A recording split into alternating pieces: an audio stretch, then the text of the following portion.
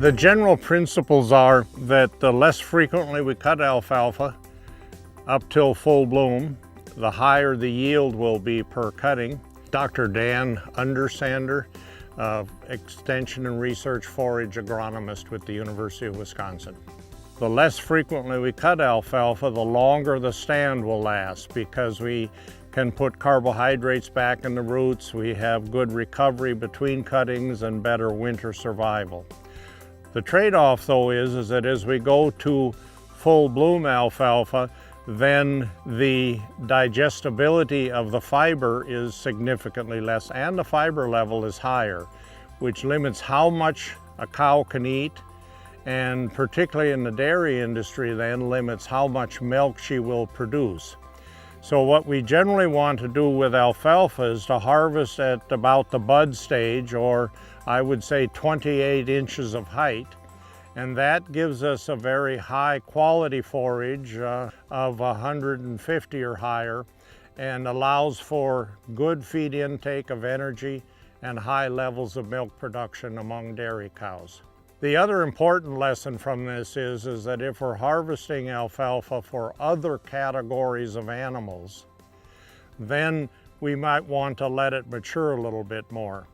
To cut at the bud stage or the 28-inch height, we're sacrificing 20% of the yield compared to full bloom.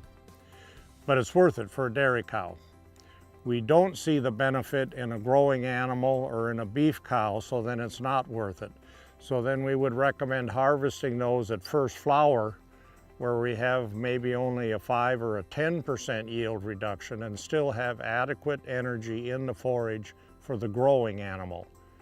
So one height and quality for dairy and a different height and quality for other categories of animals to get slightly higher yield. So a grower has to make a calculation about the value of the yield per tons per acre, or the value of the quality, that is price per ton. Dan Putnam at the University of California, Davis. I'm statewide extension specialist for alfalfa and forage crops in cooperative extension. The other factor that comes into play here is the idea that if you cut early for high quality, you will actually hurt your alfalfa stand. You'll hurt not only the yields, but you'll also hurt the long-term longevity of your alfalfa stand. And so we generally recommend from an economic point of view that particularly in long season environments, that growers allow the crop to go long at least once or twice a year, fully water the crop, let the roots replenish their root reserves, and then you can come back to a short cutting schedule afterwards to produce a higher quality product over the season. That's what we call a staggered approach. That is that we know that growers cannot produce high quality every cutting of the year anyway, so it might behoove them to think about this idea of some of the cuttings for high quality and some of the cuttings for high yields.